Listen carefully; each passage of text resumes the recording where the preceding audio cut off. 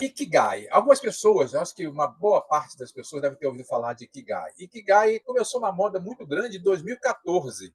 Por incrível que pareça, Ikigai é um conceito muito difundido a partir de 2014. Estourou em livros, pela internet.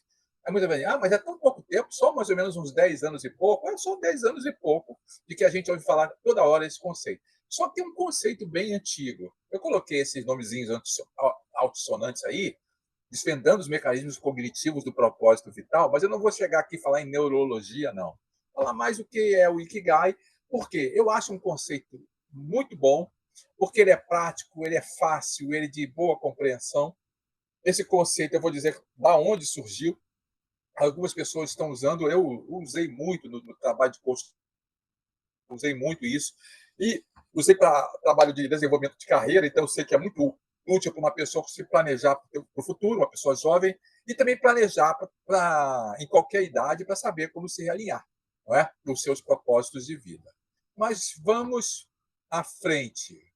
Eu vou falar um pouquinho do início. Aí temos aqui o Kenmoji, tá? Um neurocientista japonês, que ele dá um termo para isso. Ele foi um dos primeiros que escreveu um livro sobre Ikigai, divulgando. Ele tem 50 livros em japonês, escreveu um em inglês chamado Ikigai, falando do conceito Ikigai, quando começou a divulgar muito, né? Na internet. Ele fala de ciência, fala também de comportamento humano, é um, é um luminar da inteligência japonês bastante conhecido, e ele define como é o motivo que faz você acordar todos os dias. Então, perfeito. Tem um livro dele, Ikigai, né, Os 5 Passos para Encontrar Seu Propósito de Vida e Ser Mais Feliz. Esse é fácil de encontrar. Também vou mencionar depois um outro livro. Agora, o que é a verdade? Aonde começou o Ikigai? Nós temos aqui um termo japonês que significa, na verdade, propósito de vida ou razão de viver. Né? E em livros foi falado muito que esse termo era originado da ilha de Okinawa, conhecida pela alta longevidade de seus habitantes. É o local, né, no Japão e no mundo, onde tem mais centenários. A população mais velha de Kigai, praticamente todos eles chegavam a 95, 100, cento e poucos anos. Os jovens não. Os jovens começaram a se ocidentalizar e mudaram um pouco a alimentação, o estresse. Não estão conseguindo, né, nesse acompanhamento, ter tanto essa longevidade estatística, né, do que os mais centenários, aquela população mais antiga. Não é? Então vamos ver o que vai acontecer com o tempo aqui. Mas começaram a pesquisar a ilha por causa disso. Né? Descobriram, são pessoas que têm uma alimentação bem equilibrada, são pessoas que têm uma atividade. Elas não fazem muita atividade intensa, fazem uma atividade mais leve, eles fazem jardinagem, pesca e outras atividades leves, mas todos são muito ativos. Comem muitos vegetais, basicamente peixe, legumes e frutas. A gente sabe as vantagens do ômega 3, mas não vou falar muito da alimentação. O importante é dizer o seguinte: tudo isso foi pesquisar dizendo isso deve contribuir. E a conexão com a comunidade, as relações sociais significativas também deve contribuir. A filosofia deles, que o corpo humano é um templo, então praticamente nenhum dos mais antigos fumam, e olha que fumar era muito difundido há algumas gerações atrás. Então, bebem muito pouco, até bebem uma cerveja, o saquê, né? Bebem muito pouco, mas eles consideram que o tempo tem que ser respeitado, não deve poluir com nada que seja tóxico.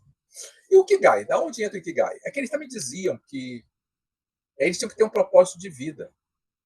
Você vai encontrar esse termo, né, dizendo que é o segredo da população de lá viver tanto tempo. Mas será que é mesmo? Não sabemos. Nós sabemos é que isso contribui para isso. Mas só que o Ikigai começou a ser cada vez mais difundido. Então, o que eu disse, né, que eles são pessoas ativas, a sua alimentação é equilibrada. Então, eu já mencionei aqui. Deixa eu pular logo antes que eu esqueça. Ah, bem, acontece que esse termo, que ganhou muito destaque em Okinawa, já era mencionado na cultura japonesa desde o período Heian, que é de 794 a 1185. Uma filosofia de você ter um propósito de vida. Tem a ver até com o taoísmo chinês. Tem uma razão pela qual viver. Então, teoricamente, fazia parte da visão taoísta, mas a primeira vez que foi mencionada em algo na internet foi a partir de um livro chamado What Makes Life Worth Living? Quer dizer, O que faz a vida valer a pena, de Gordon Matheus, em 1996. Então, ele mencionou que quando ele visitou o Japão, ele ouviu falar desse termo. O autor diz que lá por 1980, quando ele vivia no Japão, ele ouviu falar. E ficou lá, não muito difundido, esse termo. Aí, em 2009, teve uma palestra no TED Talk sobre zonas azuis, zonas onde as pessoas vivem muito.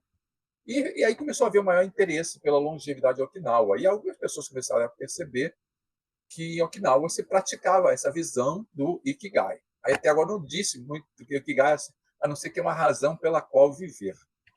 Perfeito? E depois? O que aconteceu depois? Começou a se refletir o que era Ikigai. Por quê? Os dicionários japoneses colocavam o Ikigai como uma vida que vale a pena ser vivida, uma vida com que a felicidade é o benefício de estar vivo. E Ikigai é aí que vida e cai, né? A realização do que se espera. Mas não são desejos de satisfação biológica. Quem vai falar da pirâmide de Maslow, desejos sociais, mas primeiro desejos de sobrevivência? O Ikigai não era sobre isso, eram sobre desejos dos humanos como seres espirituais, fazer a vida ter um propósito, fazer a vida valer a pena. Então, o Ikigai mencionava esse tipo de visão. O que nós soubemos até agora de Ikigai é que tem a ver com propósito. E quais são os pilares do Ikigai? São 4 pilares. Saiba qual é a sua paixão, o que você ama. E também descubra qual é a sua vocação, aquilo que você é bom. E comece a analisar que se isso afeta a sua profissão, quer dizer, aquilo que você está sendo pago para viver tem a ver com sua paixão e vocação? E também, isso tudo tem a ver com a sua missão. O mundo precisa que você faça isso.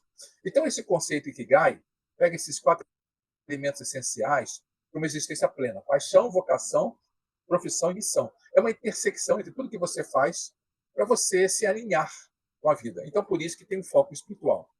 Então, o que é paixão? Qualquer coisa que te traz alegria e motivação. Pode ser um hobby, pode ser um interesse pessoal. O que é vocação? Habilidades. Habilidades que você desenvolveu, talentos artísticos, ou competência técnica também. Outra coisa que também é importante você levar em consideração é a sua missão. Né? A sua profissão, primeiro, é a atividade que gera sustento financeiro, que tem que estar alinhada às demandas do mercado. E também a sua missão. O que o mundo precisa? Contribuições sociais ou ambientais, e como resolver algum problema coletivo ou como melhorar o bem-estar. Então é importante a gente analisar o Ikigai no sentido de que, quando você está vendo um jovem que às vezes tem aquela velha questão, o que eu devo fazer? Muitas vezes ele prioriza por medo, por preocupação, aquilo que ele acha que vai dar mais dinheiro e que seja mais fácil ele conseguir ser pago. Agora, nem sempre isso é uma escolha para longo prazo. Pode ser uma escolha para curto prazo, mas não para longo prazo. Mas ele tem que ter calma e manter o foco em equilibrar esses 4 pontos se ele quer ter a visão de bem-estar e de propósito, de felicidade na vida. Vamos dar um exemplo de uma pessoa que alinha isso. Imagina um fotógrafo que ele ama a natureza, ele tem uma paixão pela natureza. Aí, o que ele faz? Ele tem um pendor artístico, tem um olhar artístico, ele estudou, pesquisou sobre equilíbrio de fotografia. Então, ele tem uma vocação para isso, porque ele tem interesse em aprender sobre isso. Aí, o que ele decidiu? Ele tem uma missão: eu vou trabalhar em conservação ambiental, eu vou fotografar, eu vou divulgar a conservação ambiental. Então, ele criou uma missão para ele mesmo. E o que ele faz isso? Ele vende as imagens fotográficas dele para empresas que utilizam isso para divulgação publicitária, uma coisa assim. Aí ele transformou isso em algo que ele pode ser remunerado. Isso aí é uma forma que ele escolheu fazer o seu Ikigai. Onde está o Ikigai dele? Nesse equilíbrio que ele criou. Então, o importante do Ikigai é você criar um equilíbrio. O que é isso aqui? É o gráfico de Venn. O que acontece é o seguinte: até agora, Ikigai era um conceito filosófico de origem antiga taoísta e era falado um pouco na internet. Só que existe um conceito de que todos os conjuntos podem ser aplicados numa coisa chamada de diagrama de Venn. É círculos sobrepostos para ilustrar relação lógica.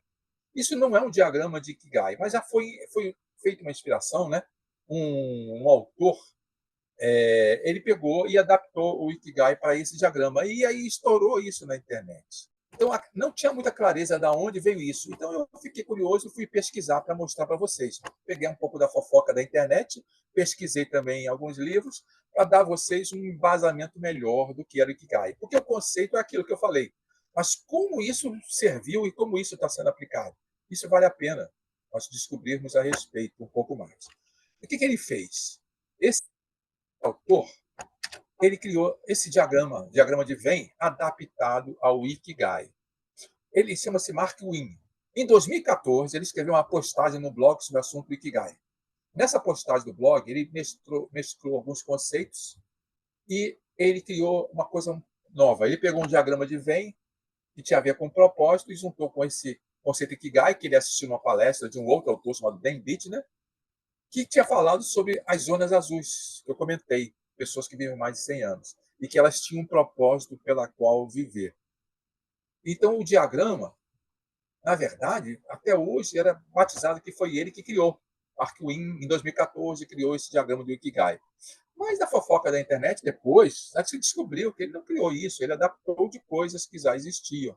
E isso que é interessante a gente saber para perceber aonde veio. Mas antes de perceber de onde veio, vamos entender o que diz esse diagrama.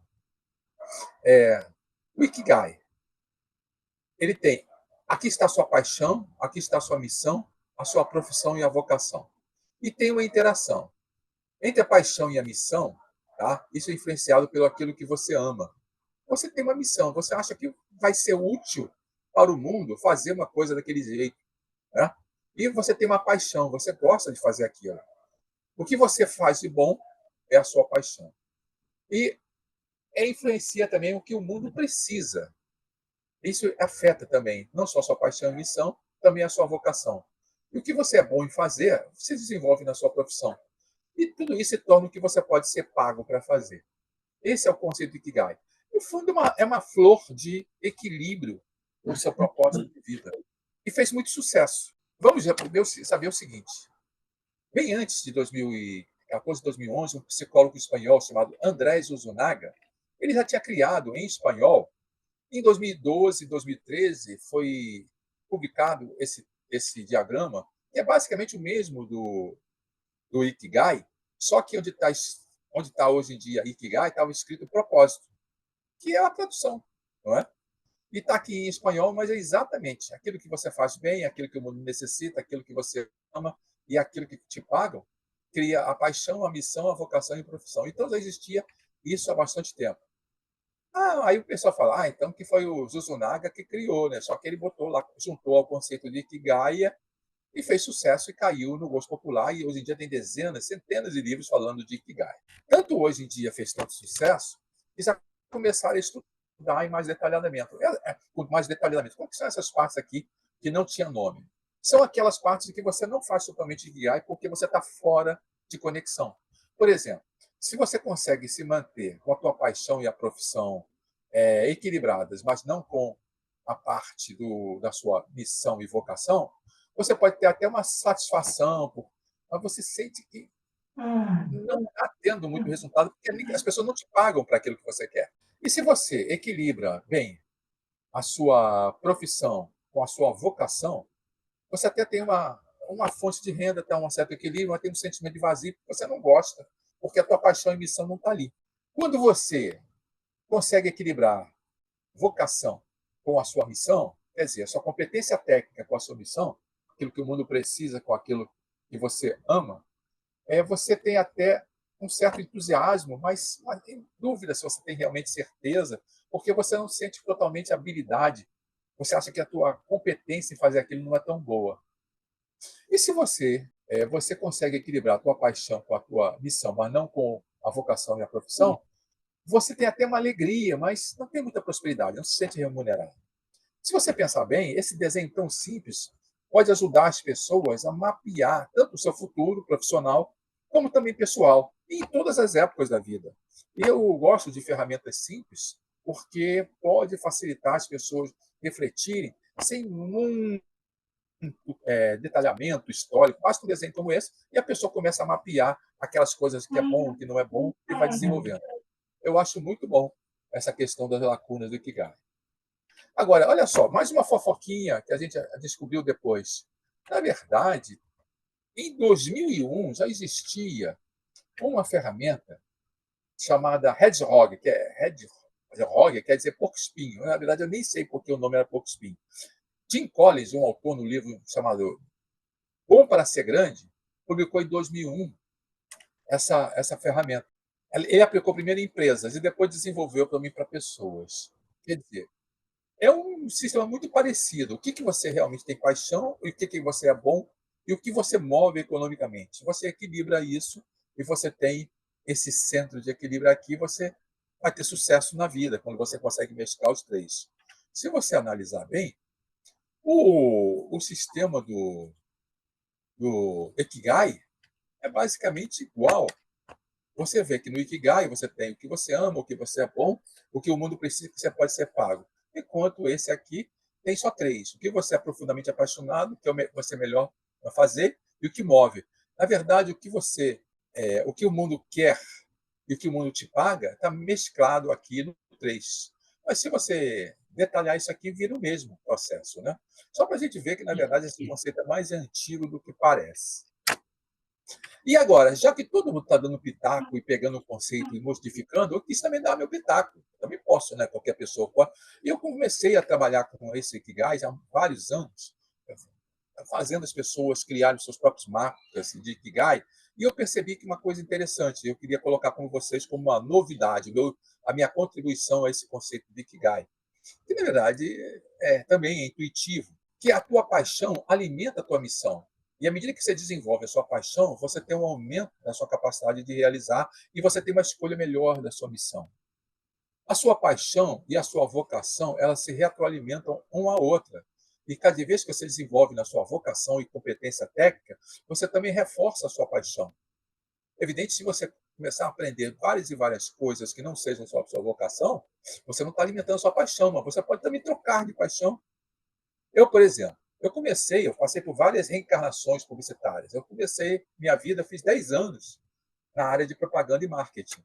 A minha primeira paixão foi a propaganda e marketing. Eu desenvolvi esse trabalho de propaganda e marketing durante 10 anos, até que eu parei de sentir gosto por ele. Depois eu comecei a me desenvolver mais com essa área de desenvolvimento humano, e eu passei para essa área, fui migrando até começar a gostar, e eu passei para ser um profissional de recursos humanos. Eu mudei totalmente a minha paixão. Eu me lembro que eu, desde cedo, eu tinha total paixão pelo marketing e propaganda, e isso troquei de paixão justamente porque aquilo que você estuda na tua vocação realimenta a tua paixão ou troca a sua paixão. E esse conceito não é muito falado na essência do Ikigai. Eu gostei de mencionar isso aqui. E, evidentemente, a tua vocação e afeta muito a sua profissão, porque você vai escolher dentro da sua competência técnica, do seu estudo vocacional.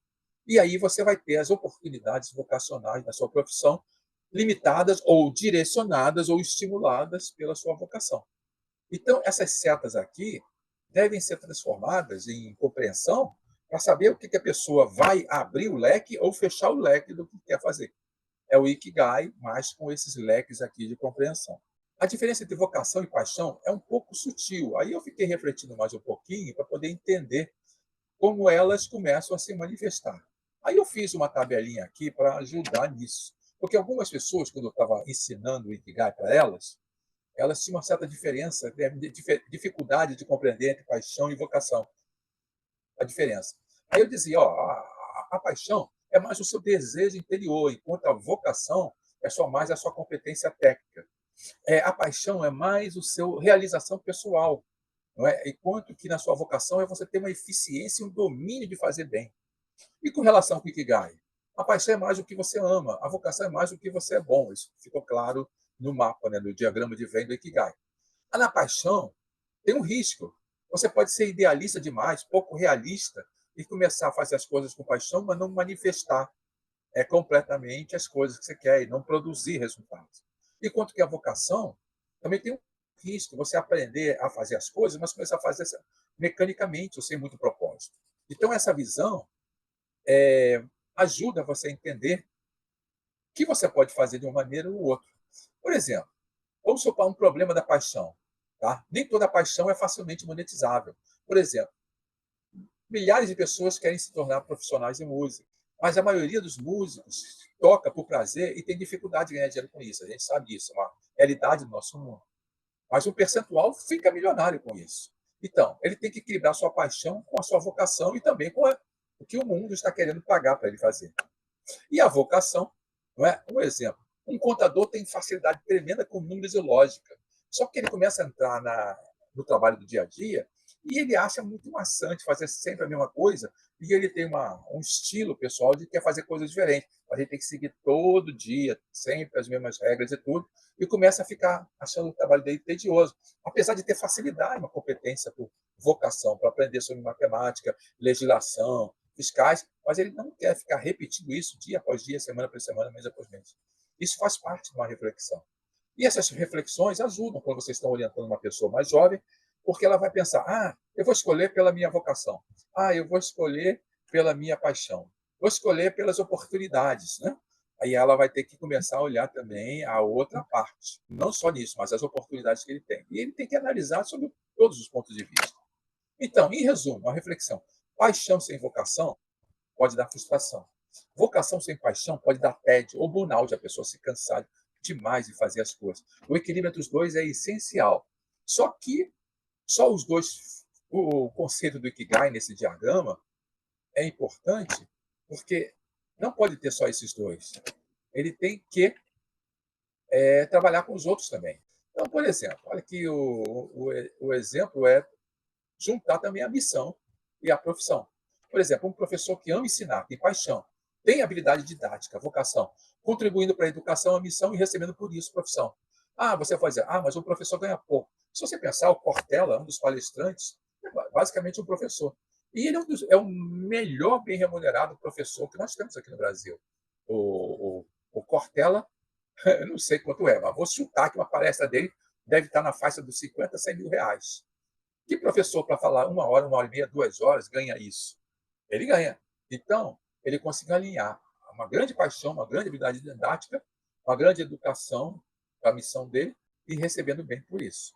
Ah, mas todo mundo deve pensar assim em grande escala? Essa é a questão. Nem sempre você precisa pensar em tão grande escala para você encontrar isso. Os mitos que têm a ver sobre o Ikigai. Ah, eu quero buscar o meu Ikigai. Não é uma questão fixa. Você pode encontrar pessoas que estão numa busca de algo, propósito da vida, e às vezes ela muda o propósito. É o meu caso. Na verdade, eu tive 3 encarnações profissionais. Eu nem tive 2. Eu entrei em publicidade, depois eu fui trabalhar como terapeuta, saí terapeuta, fui trabalhar no recurso humano, depois eu estava em recurso humano, fui trabalhar com coach. Então, fiz umas variações na minha vida. O que é isso?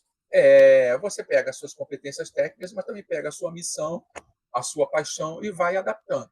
Então, não é um destino fixo. Se uma pessoa que apenas diz, eu quero fazer isso, e diz que isso vai ser para ser feito o resto da vida, às vezes ele não está levando em consideração a flexibilidade, até as próprias oportunidades de trabalho e de realização é diferente. Além do mais, não está relacionado só a dinheiro e profissão. Você pode ter um propósito de vida e fazer algo que você gosta, mesmo que não seja algo extremamente bem remunerado. Você pode começar pequeno, você pode valorizar o que você está fazendo no processo. A felicidade está no caminho, não apenas o resultado. E o Ikigai pode ser feito, por exemplo, meu Ikigai é cuidar de um jardim. Meu Ikigai é ajudar um vizinho. Você pode escolher o Ikigai do dia, o Ikigai da semana, e fazer coisas que você se sente valorizado, que tem propósito e que te faz bem. O Ikigai é pessoal, ele reflete o eu interior de um indivíduo e expressa fielmente. Então você pode fazer uma pessoa se sentir à vontade com o Ikigai imutável. E aí você não se pressiona demais de achar que não me encontrei no meu destino. Há um tempo atrás eu li um livro muito bom. É, o que eu posso fazer? O que eu vou fazer na minha vida? O título desse livro é assim, né? O que eu posso fazer da minha vida? São pessoas que tinham decidido mudar a sua profissão. Eu trabalhando muito com carreira, né, dentro de recursos humanos, eu via isso acontecendo demais. Pessoas que ficavam migrando dentro da empresa para outro negócio, porque queriam um local melhor. Mas se não soubessem o que era, o que eles realmente queriam, eles ficavam ali saltando de um lugar para o outro, sem realmente encontrar satisfação.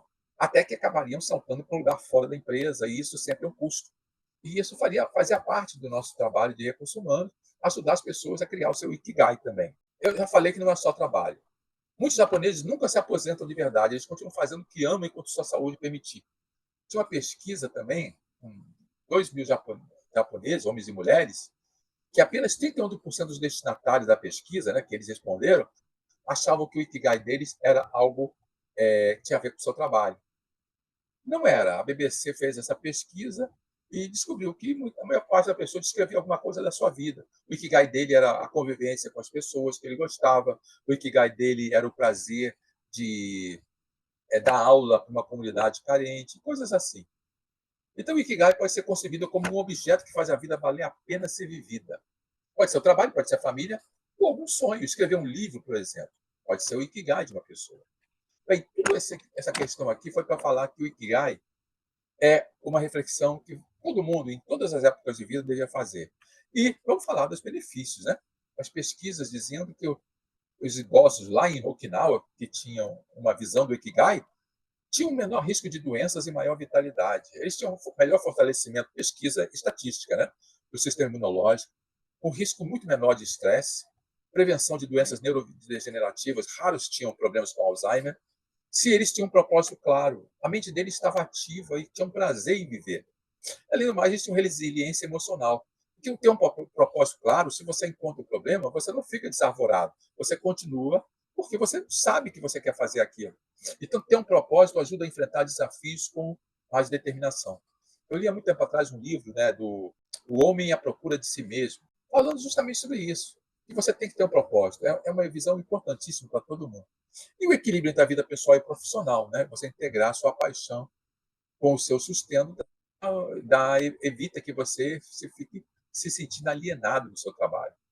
Tudo bem, ter um propósito é estar alinhado o seu propósito com a sua vida. E isso é melhor, porque a gente não pode viver automaticamente, a gente não é robô. E vamos daqui a pouco, com o tempo, né, o futuro está aí, a gente vai deixar tudo que é robotizado para os robôs e a gente vai viver o melhor possível. O conceito importante a ser falado é desse livro aqui. Esse livro aqui é um dos mais fáceis de encontrar sobre Ikigai, de Hector Garcia e Francesc Miralles. O segredo japonês para uma vida longa e feliz. Fala de saúde, fala do que a gente falou, e é um livro bem interessante, ainda é fácil de ser localizado. Não foi um dos primeiros livros que saiu, né, da editora Intrínseca, né? Intrínseca, mas é um livro que vale a pena se vocês vão encontrar. Tem eles até em formato de bolsa, aquele formato pequenininho, fácil de ler e é muito agradável. Tá? Uma recomendação de livro para esse assunto. Então vocês viram, e Ikigai, como fazer afinal? Como fazer é bastante fácil. Se você tiver aquele desenhozinho, você pode fazer um desenho. Mas se você não tiver, você responde algumas perguntas para você ter um processo de autoconhecimento, uma reflexão melhor. Primeiro, você lista suas paixões e suas habilidades, tá? As suas paixões e a sua capacidade de desenvolver essas paixões na forma de habilidade. Aí você começa a dizer, o que me faz realmente sentir vivo? Quer dizer, para você ter sobre suas paixões, o que faz que eu tenha prazer de viver? E no que é aquilo que eu me destaco, que eu faço de bom? Aí você desenvolve a sua vocação e as suas habilidades. E também começa a analisar isso. Como é que minhas habilidades podem resolver problemas? Como? Aí você seja criativo, seja criativa. Por incrível que pareça, tem coisas que ninguém pode imaginar que pode transformar em algo monetizado, né? Monetizável, que é a palavra da moda hoje. Ninguém fala, como é que eu ganho dinheiro? Fala, como é que eu posso me monetizar? Hoje é o anglicismo, né? Que todo mundo usa. Então, onde eu posso ser valorizado? Onde eu posso me monetizar? E você, podendo fazer isso, você pode montar o seu diagrama e começar a ver pistas para equilibrar essas questões, tá? Existem várias e várias maneiras de fazer isso. E eu até queria mostrar para vocês que tem uma maneira na internet de fazer isso. Então deixa que eu vou tirar aqui e eu colocar outra tela.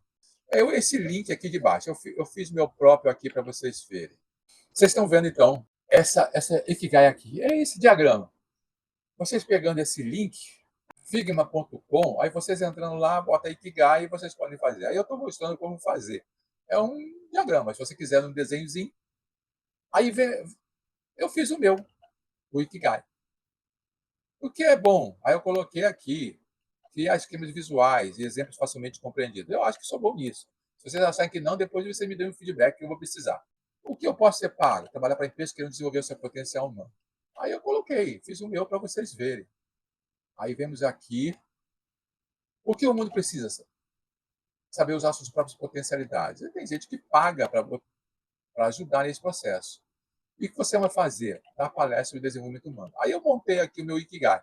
E eu convido as pessoas, depois eu vou botar o link lá no grupo, montarem os seus próprios Ikigais. Se você não quiser montar esse aqui online, eu também boto a imagem lá para vocês conhecerem, tá? Para vocês próprios fazerem o seu próprio desenho. Eu imprimi numa folha de papel A3 grande e é muito prazeroso fazer isso com pessoas, com jovens e em qualquer pessoa que esteja no momento de transição de vida. Escrever numa folha dessas um Ikigai é algo fácil de fazer, divertido de fazer e, ao mesmo tempo, útil, muito útil. São aquelas ferramentas simples e facilitam ter bons resultados.